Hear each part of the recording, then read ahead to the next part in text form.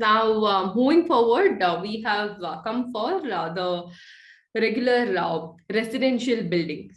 So in the residential building, I'm sure majority of you will be a part of so many interior designing firms, or you will be the part of the construction of an apartment.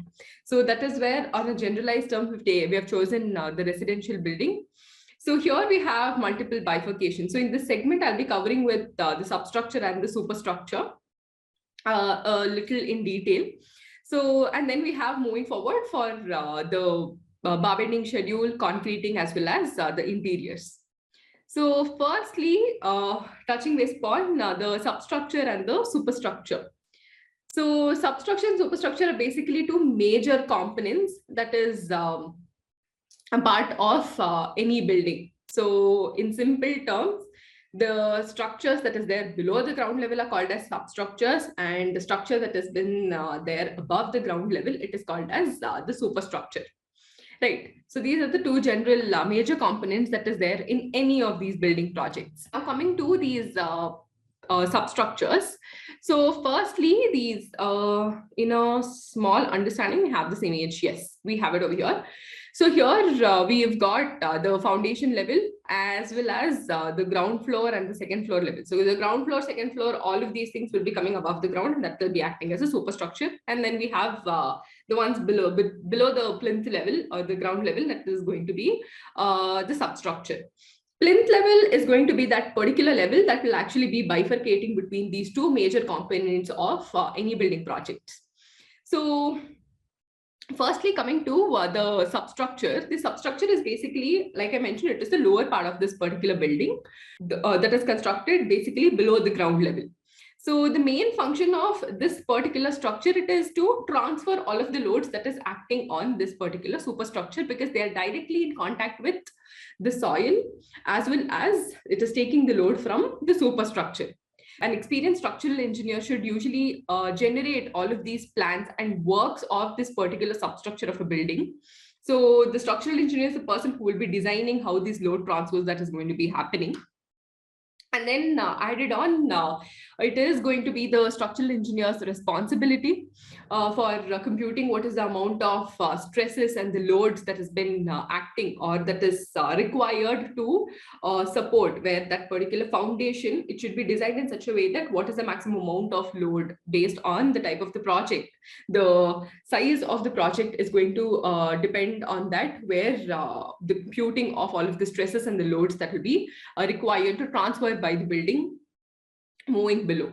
And lastly, the structural engineers also have to need to comprehend how to incorporate all of these support of the beams or these columns and foundations into the substructural plan. So this is where the whole of the substructural items comes into the picture.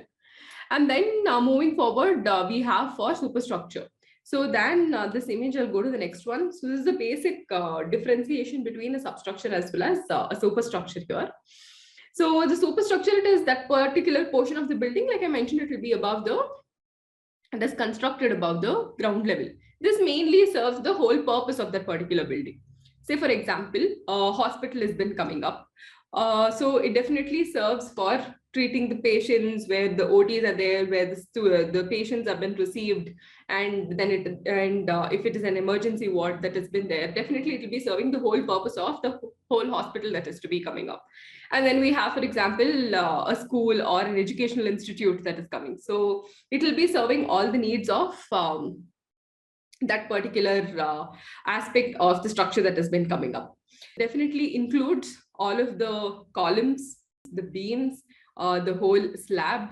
Definitely it will be including all of these finishing interiors, the doors, the walls. If there is a chajja, what is the lintel level that will be coming up, how these roofings are all been there, what are the parapet walls that has been included, and the type of the flooring, the type of the wallpapers that is included. All of these comes under the superstructure, and that is where multiple kinds of loads are actually been happening in this particular superstructure. So amongst the differences, I'll parallelly keep telling what is the whole purpose of these two components. One is below the ground and the above the ground.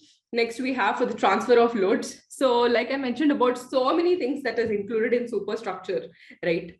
So in this superstructure, there will be multiple kinds of loads also that is acting.